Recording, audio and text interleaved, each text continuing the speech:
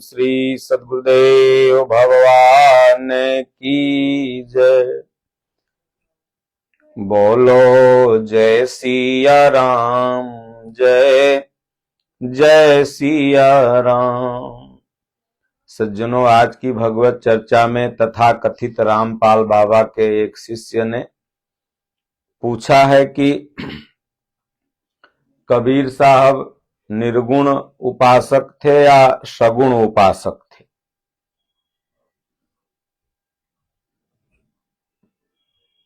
इसी पर आज की भगवत चर्चा होगी। कबीर साहब ने इसके लिए अपना मत क्या दिया और निर्गुण क्या है, सगुण क्या है, साकार क्या है, निराकार क्या है। आप निर्गुण कहें, सगुण कहें, साकार कहें, निराकार कहें, बात एक ही है। तो कबीर साहब कहते हैं कि सद्गुण की कर सेवा, निर्गुण का कर ध्यान, सरगुण निर्गुण से परे तहां हमारा ध्यान। तो जितने भी महापुरुष हुए सब गीता की ही पंक्ति दोहराते हैं। गीता भी सगुण से साधना को प्रारंभ करती है और निर्गुण तक पहुंचाती है, फिर साधक इन दोनों से भी उपराम हो जाता है। श्री रामचरितमानस भी यही सगुण से साधना आरंभ होती है, निर्गुण तक पहुंचता है जीव, फिर उससे उपराम हो जाता है। बीजक भी कबीर साहब का यही बताता है कि सरगुण की कर सेवा, मतलब साकार की कर सेवा, निर्गुण का कर ध्यान। ध्यान किसका करना है? तो निर्गुण का। मतलब साकार से जब आप सेवा चालू करेंगे तो धीरे धीरे निर्गुणातीत हो जाएंगे, क्योंकि कबीर साहब स्वयं मानते हैं कि गुरु के बिना भक्ति अधूरी है। कबीर साहब ने यहां तक कहा कि कबीरा वो नर अंध हैं, गुरु को कहते और हरि रूठे गुरु ठौर हैं, गुरु रूठे नहीं ठौर। तो ये सगुण भक्ति की ही तो पहचान है, क्योंकि गुरु जो गुणवान व्यक्ति होता है, जो सद्गुरु होता है, उसी को न हम सब लोग बनाते हैं और उनका ध्यान करते हैं। तो इसलिए कबीर साहब भी सगुण उपासक से चल करके निर्गुण उपासक तक पहुंचे और उससे कहते हैं कि फिर सगुण निर्गुण से परे जो वह ब्रह्म है, जो वह परमात्मा है, इन सब से परे है। भगवान ने भी यही गीता में कहा, त्रय गुण्या विषया वेदा भवार्जुन। अर्जुन, इन तीनों गुणों से ऊपर उठ, सगुण निर्गुण से ऊपर उठ। मानस में गोस्वामी तुलसीदास जी ने दोनों पक्षों को रखा है। एक तरफ गोस्वामी तुलसीदास जी कहते हैं कि बालक रूप राम कर ध्याना, ये सगुण पक्ष है। वास्तव में सगुण पक्ष से ही किसी की भी भक्ति प्रारंभ होती है, चाहे हम हो, चाहे आप हो, चाहे दुनिया में कोई भी हो। अब देखिए, ईश्वर तो एक है, भगवान तो एक है, लेकिन इस पूरे सृष्टि में, पूरे जगत में उसको पाने का न जाने कितना लोग विधान बता डाले। जितनी भाषा उतना विधान, जितने गुरु उतना विधान। भाई, भगवान को पाने का तो बस एक ही विधान है, भाव। भाव वश्य भगवान, भाव के वश्य भगवान होते हैं। भगवान ने गीता में कहा अर्जुन से स्पष्ट कि मन मना मद भक्तो मद्याजिमाम नमस्कुरु। अर्जुन, मेरे में मन लगा, मुझे ही नमस्कार कर, और मैं तुम्हें दृढ़ प्रतिज्ञ होकर के कहता हूं कि तुम्हें वो भक्ति प्राप्त होगी। मैं प्राप्त हूं। भक्ति का मिलना, भगवान का मिलना, दोनों एक ही बात है। लेकिन ये रामपाल के जो शिष्य वगैरह ये कहते हैं कि राम पूर्ण ब्रह्म नहीं थे, कृष्ण भगवान पूर्ण ब्रह्म नहीं थे। इन मूर्खों को कौन बताए कि वही हनुमान जी जब राम से पहली बार मिलते हैं तो हनुमान जी कहते हैं कि राम पूर्ण ब्रह्म है। कैसे कहते हैं राम को पूर्ण ब्रह्म? कि पहले हनुमान जी भगवान से पूछते हैं कि प्रभु आप कौन है, जंगल में किस कारण घूम रहे हैं? तो भगवान ने कहा, उत्तर जब नहीं दिया, थोड़ी देर की, तो हनुमान जी फिर पूछ दिए कि की तुम तीन देव मह कोऊ, नर नारायण की तुम दोऊ, की तुम अखिल भुवन पति लीन मनुज अवतार, निज इच्छा निर्मित तन माया गुण गोपार। भगवान आप अखिल भुवन पति तो नहीं है, वो स्वयं सच्चिदानंद परमात्मा ब्रह्म तो नहीं है। तो भगवान राम ब्रह्म थे, क्योंकि काग भुसुंडी जी ने कहा कि राम न देखऊं आन, मैं तमाम लोक देखा, अगणित भुवन देखा, अगणित ब्रह्मा विष्णु देखा, परंतु राम न देखऊं आन। भगवान कृष्ण भी अपने आप में पूर्ण ब्रह्म थे। अब लेकिन इन मूर्खों को कौन बताए, ये केवल बस कहेंगे कि रामपाल पूर्ण ब्रह्म है। तो जिस स्तर के महापुरुष भगवान राम थे, जिस स्तर के महापुरुष भगवान कृष्ण, भगवान बुद्ध, कभी उसी स्तर के महापुरुष कबीर साहब भी थे। यहां तक तो ठीक है, लेकिन अब कबीर को पूर्ण ब्रह्म, रामपाल को पूर्ण ब्रह्म, और जिनके माता पिता ने इस रामपाल के आगे खुद राम शब्द लगाया, उनको ये लोग अधूरा ब्रह्म बताते। तो पहले ये रामपाल अपने नाम के आगे राम हटा ले, क्योंकि राम जब पूर्ण ब्रह्म नहीं तो तुम राम क्यों लगाए हुए हो? तो राम लगा करके जितने भी तथाकथित संत वेश में आए, सबकी दुर्दशा हुई, क्योंकि भगवान सब जानते हैं। तो इसलिए सगुण विधि से प्रारंभ होती है साधना। इसीलिए मानस में कहा कि बालक रूप राम कर ध्याना। जैसे रूप का ध्यान किया जाता है, पढ़ाई जब बच्चे पढ़ने जाते हैं LKG UKG प्ले बॉय में, तो वहां किताबों में मगरमच्छ का फोटो रहता है, एप्पल का फोटो रहता है, बॉय लड़के का फोटो रहता है। तो यहीं से ये सगुण भक्ति मतलब फोटो के माध्यम से बताया जाता है कि ये है, ये है। लेकिन जब वो निर्गुण ब्रह्म में पहुंच जाता है तो उसी ब्रह्म का वो अपने अंदर ध्यान रखने लगता है। कहे जाकर ध्यान धरे विधि हरिहर मुनिजन सहस 88। कबीर साहब ने कहा कि जाकर ध्यान धरे विधि हरिहर मुनिजन सहस 88, सो तेरे घट माहि विराजे परम पुरुष अविनाशी। वो अविनाशी परमात्मा हृदय में विराजमान है। तो कबीर साहब क्या नई बात बताई? वही तो बताया जो भगवान गीता में कह रहे हैं कि ईश्वर सर्वभूतानाम हृदय देशे अर्जुन तिष्ठति। क्या कबीर साहब ने नई बात बताई? गोस्वामी जी ने जो कहा, अस प्रभु हृदय अछत अभिकारी, सकल जीव जग दीन दुखारी, वही तो बात यहां कबीर साहब भी बता रहे हैं। तो जो भी महापुरुष भजन कर, साधना कर, सगुण और निर्गुण से उपराम हो गया, उस सत्ता का दर्शन कर लिया, वो दो कह ही नहीं सकता। पूज्य गुरुदेव भगवान कहते हैं कि वो एक ही कहता है। इसलिए भगवान को पाने का क्या ये नाना पंथ है? क्या नाना पुराण है? बस एक ही पंथ है कि मन मना मद भक्तो मद्याजिमाम नमस्कुर। संपूर्ण भाव से एक परमात्मा की शरण, यही प्राप्ति का विधान है। और नहीं तो कहें सब गदहा अगर बैकुंठे चल जाएगा तो नरक में लादी कौन ढोएगा? तो बालक रूप राम कर ध्याना। यहां से भक्ति प्रारंभ होती। इसलिए अब गुरु के पास जब जाते हैं आप, तो गुरु यही बताते हैं, ध्यान मूलम गुरु मूर्ति।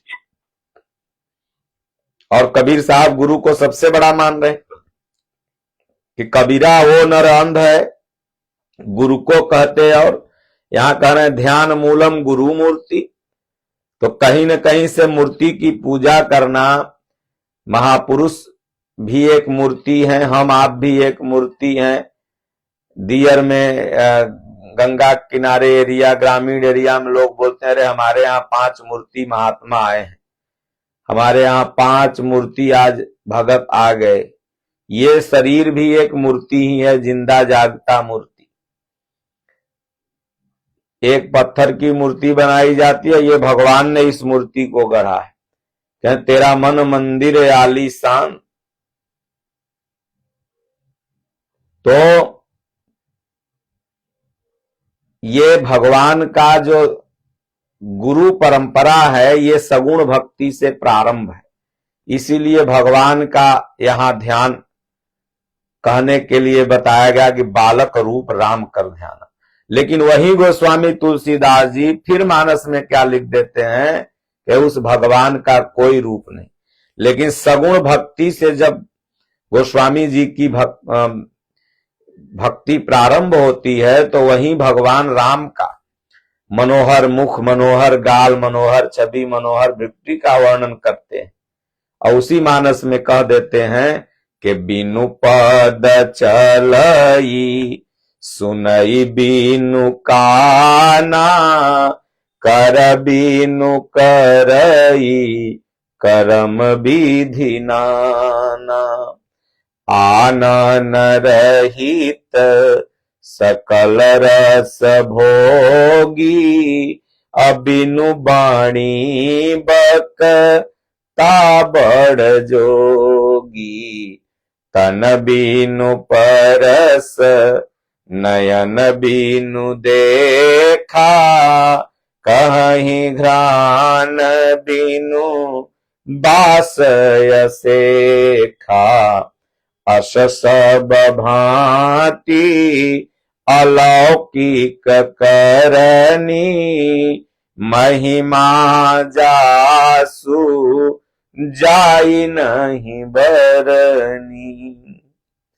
फिर भगवान का कोई रूप ही नहीं बताते, कहते हैं वो साकार तो जरूर है, लेकिन जब वो मिलता है तो निराकार हो जाता है। फिर तो लगता है कि वो हर सर्वत्र है, हरि व्यापक सर्वत्र समाना। यहां वहां दुई बालक देखा, मति भ्रम मोर की आन विसेखा। फिर तो जहां दृष्टि जाती है, स्वर्ग नरक अपवर्ग समाना, जह तह देख धरे धनुबाना। और एक समय ऐसा आता है साधना में कि इन दोनों का परित्याग करके जीव ब्रह्म हो जाता है। उसको गोस्वामी जी ने बड़ा सुंदर भाव से बताया है कि जानत तुम ही होई जाई, सोई जानहु जेहि देहु जनाई। तुम्हारी कृपा तुम ही रघुनंदन, जानत भगत भगत उर चंदन। वो स्वयं हो गया, फिर उसमें और उसमें कोई अंतर नहीं। उसको जान लिया तो वो ब्रह्म हो गया। लेकिन हाँ, जान लेगा तब। तत्वदर्शी लिख देने से, सदगुरु लिख देने से, आचार्य लिख देने से, महामंडलेश्वर लिख देने से, जगत गुरु लिख देने से, सदगुरु लिख देने से आप उसको नहीं जान सकते। त्यागी लिख देने से नहीं जान सकते। उसको जानने का विधान तो वशिष्ठ मुनि, संदीपनी मुनि जैसे महापुरुषों की जब आप सेवा करेंगे, कबीर साहब जैसे महापुरुषों के बताए हुए रास्ते पर चलेंगे। भगवान बुद्ध को भी ये लोग कहता है कि अधूरा ज्ञानी थे। कितनी हंसी की बात आती है कि ये लोग बस अपने सिवा किसी को नहीं, बाकी सब अधूरा थे। अरे पागल, इतनी अतिशयोक्ति में क्यों जाते हो? ठीक है, तुम अपना विचार रखो। हमारे भारत देश में विचार रखने की स्वतंत्रता सबको है, लेकिन अपने विचार को रखते रखते सबके विचार को गलत ठहरा दो, ये तुम्हें धार्मिक स्वतंत्रता नहीं है। हमारा सनातन धर्म महान है और उसी तरह हमारा भारत देश भी महान है। तो सनातन धर्म जो होता है वो सबको अपना अपना विचार रखने का मौका देता है, लेकिन विचार सबको अपना अपना होगा, लेकिन यथार्थ तो कोई एक होगा। और वो यथार्थ कोई महापुरुष जो सिर्फ डिग्री लिख देने से नहीं बल्कि वो अपने कर्म से बना हो, जो समुद्रवत हो, उसमें हलन चलन नहीं हो। तो इसलिए कबीर ने कहा कि सरगुण की कर सेवा, निर्गुण का कर ध्यान। भक्ति सरगुण से प्रारंभ होती है और निर्गुण तक पहुंचती है, साकार से प्रारंभ होती है और निराकार तक पहुंचती है। निरंकारी भी एक संस्था है, तो भगवान निराकार है। उसमें भी है कि एक दूसरे को, पत्नी है तो पति को गोड़ लगेगा, पति है तो पत्नी को पैर छुएगा। इसी तरह से इन लोगों में है कि माता पिता का गोड़ मत छुओ। अरे भाई ठीक है, हमने ये जान लिया कि यहाँ सब निराकार है, सब भगवान का आकार है, लेकिन एक पद भी तो है, एक व्यवस्था भी तो है। तब तो सब निराकार हो गया, तब तो भाई डीएम, एसपी, कलेक्टर, चोर सब बराबरे हो गया। प्रधानमंत्री, उप प्रधानमंत्री, राष्ट्रपति सब बराबर हो गया। सबका एक पद है, एक गरिमा है, सीनियरिटी है, जूनियरिटी है। उसी तरह परिवार में एक रिश्ते हैं। सन्यासी जब आदमी हो जाता है, सन्यासी का मतलब गृह का पूर्णतः परित्याग कर देता है, तो माता पिता खुद ऐसे पुत्र से अपना पैर नहीं छुआते, अपराध लगता है। लेकिन जब तक गृहस्थ में तुम हो तब तक तो माता पिता ही तुम्हारे लिए भगवान है और तुमको उनका आशीर्वाद लेना चाहिए। तो इसलिए सरगुण की कर सेवा, निर्गुण का कर ध्यान। ध्यान में निर्गुण में चला जाएगा, वहीं से फिर ध्यान, और उसके बाद एक ऐसा स्तर आएगा कि इन दोनों से परे हो जाएगा। तो गीता भी सगुण से ही भक्ति प्रारंभ कराती है, निर्गुण तक पहुंचा देती है। उसके बाद जब आप निर्गुण में पहुंच जाएंगे फिर आप गुणातीत हो जाएंगे। रामचरितमानस भी यही करती है और आपको बीजक भी कबीर साहब का यही कहता है। तो इसलिए सज्जनों, आप इन पोंगा पंथियों की विचारधाराओं को न मान करके जो हमारे महापुरुष कहते आए हैं, कबीर साहब सगुण उपासक से ही अपनी साधना को प्रारंभ किया और निगुणातीत हो गए। अब ये लोग कहेंगे कबीर साहब ऊपर से टपके थे और पत्ता पर आए, बनारस में पत्ता पर। अब इन लोगों का दिमाग इतना शून्य है कि अगर कोई कमल का पत्ता हो और उस पर 100 ग्राम का कोई पत्थर गिरा दीजिए तो पत्थर पानी में डूब जाएगा। अब कोई भी शिशु कितना भी कमजोर जन्मता है तो भी 700 ग्राम से ऊपर ही होता है, और हिष्ट पुष्ट अगर जन्मेगा तो 1.5-2 किलो तक उसका वजन होता है। तो कबीर साहब 2.5 किलो के ऊपर से गिरेंगे और उस कमल दल के पत्ते पर रहेंगे। इनकी बुद्धि पता नहीं कहां चली गई है। ये देवी देवताओं का विरोध करेंगे और उनके चरित्रों पर अंगुली उठाएंगे, लेकिन ये जिनको तत्वदर्शी मान रहे हैं वो उनको कहेंगे रे वो तो जेल में गए तो उनकी लीला है। तो कहने का तात्पर्य है कि अपने जो गुरु हैं उनका अवगुण इन्हें नहीं दिखाई देगा। एक बार भी ये मोहम्मद साहब पर नहीं बोल सकते। एक बार भी तमाम मुगल शासक यहाँ पर आए, उन्होंने आयासी किया भारत में। यहाँ की माताओं बहनों का इज्जत लूटा। इस पर इनका एक भी कमेंट नहीं है कहीं भी। लेकिन ये सनातन धर्म, क्योंकि ये तो उन्हीं के अंश हैं, ये धर्मांतरण करने के लिए ही तो आपसे जुड़े हैं, तो उनका निंदा कैसे करेंगे। एक बार भी ये ईसा मसीह के वालों के संप्रदाय का नहीं निंदा करते, लेकिन सनातन धर्म पर इनकी उंगली एकदम उठती रहती है। अगर दम है तो मोहम्मद साहब का पूरी जीवनी ये बतावे रामपाल कि मोहम्मद साहब कैसा था। वो ब्रह्मा की जीवनी तो बता रहा है कि ब्रह्मा अपने बिटिया सरस्वती से ब्याह कर लिए, तो गौतम मुनि की पत्नी अहिल्या इंद्र के साथ चली गई, ये बता रहा है, लेकिन मोहम्मद का भी तो थोड़ा बता दे। तो इसलिए सज्जनों, इन सब के चक्कर में न पड़ करके भगवान को पाने का एक मार्ग है और भगवान भी एक है, वह मार्ग है भाव।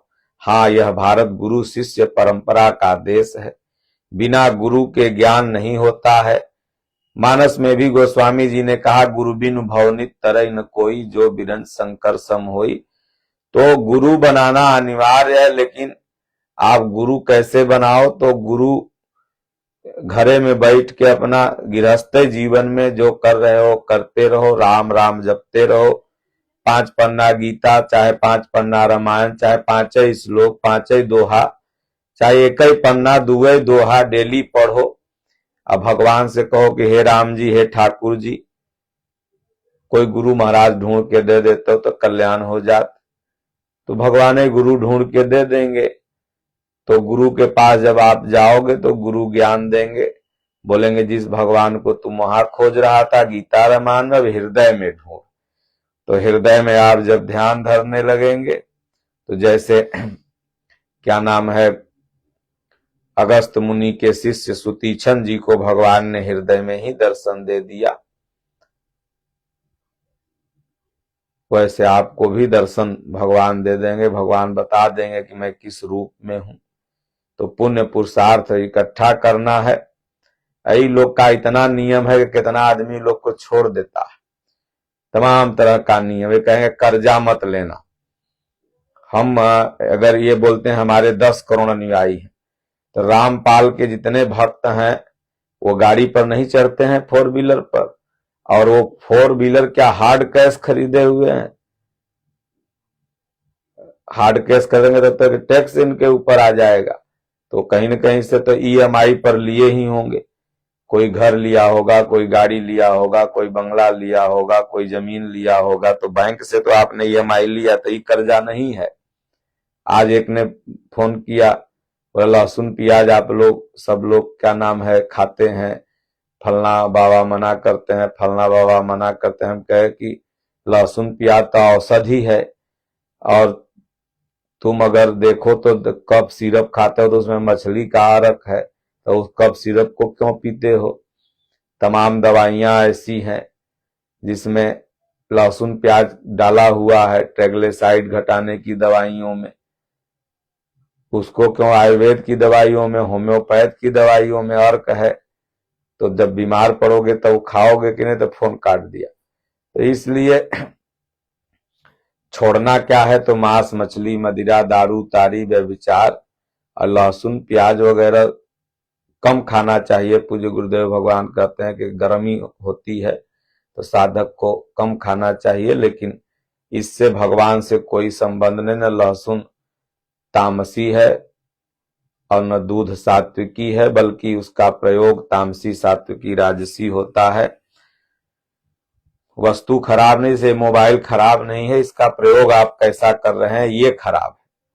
उसी तरह लहसुन खराब नहीं, लहसुन का आप प्रयोग कहाँ कर रहे हैं, उसको मुर्गा में डाल के खा रहे हैं, सुअर में डाल के खा रहे हैं, उसका प्रयोग आपका खराब है।